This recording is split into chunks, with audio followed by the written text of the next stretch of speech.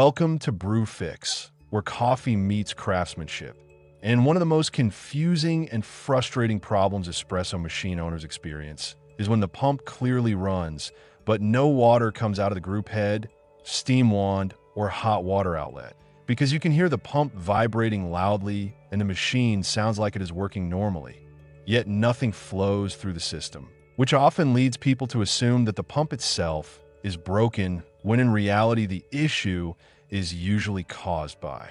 a blockage somewhere in the hydraulic circuit, an airlock preventing the pump from drawing water properly, or a restriction that stops water from traveling through the machine. To understand why this happens, it helps to visualize the espresso machine as a closed water pathway, where water must travel from the reservoir or water line into the pump, through intake tubes and valves, into the boiler where it is heated, and finally out through the group head or steam system. And if anything interrupts, that path the pump can continue vibrating without actually moving water forward. Because vibration pumps rely on water inside the chamber to generate pressure and displacement,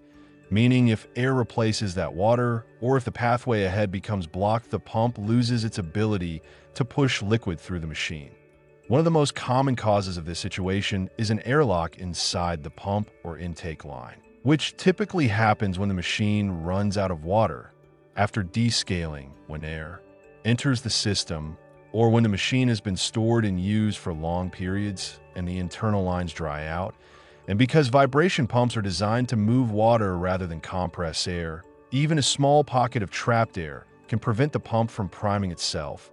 causing the pump to vibrate loudly while no water is pulled from the reservoir, which is why many technicians solve this issue by manually priming the system, sometimes by opening the steam valve while activating the pump so that trapped air can escape through the steam circuit, allowing water to re-enter the pump chamber and restore normal flow. Another extremely common cause is mineral scale buildup or debris restricting the machine's internal passages, especially in areas where water channels become narrow, such as the group head screen, solenoid valves, boiler outlets, and thin copper tubing that carries water between components. Because hard water leaves calcium deposits that gradually accumulate over time and reduce the internal diameter of these passages, creating resistance that the pump struggles to overcome, and eventually the flow becomes so restricted that the pump cannot push water through the system at all, even though it continues running,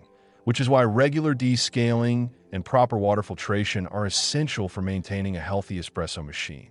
Intake side blockages can also cause the same symptoms, particularly when machines use reservoirs with intake filters or small mesh screens, designed to prevent debris from entering the pump, because coffee grounds, scale particles, or mineral fragments can clog these filters and prevent water from reaching the pump inlet,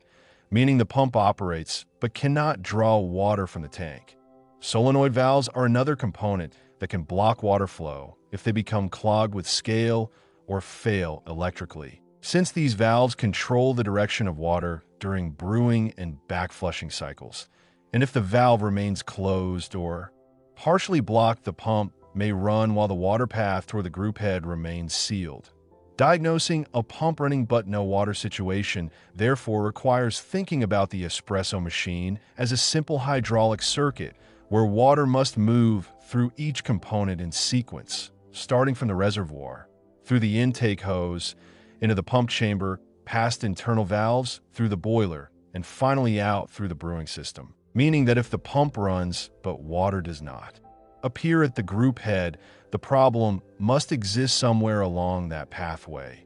And by checking each section step by step, ensuring the reservoir is supplying water, confirming the pump is primed, inspecting intake filters, examining solenoid valves, and looking for scale buildup in the group head, you can usually identify the exact restriction that is preventing water flow. Once you understand how airlocks, blockages, and hydraulic restrictions affect the pump system, diagnosing these problems becomes far less mysterious and much more methodical. Because instead of assuming the pump has failed, you can follow the water pathway logically and restore flow quickly, which is exactly the kind of practical repair knowledge we focus on here at BrewFix to help coffee enthusiasts baristas, cafe owners, and aspiring technicians understand their machines better, troubleshoot problems confidently, avoid unnecessary part replacements, and keep their espresso machines running reliably so every shop flows smoothly and every morning starts with properly brewed coffee.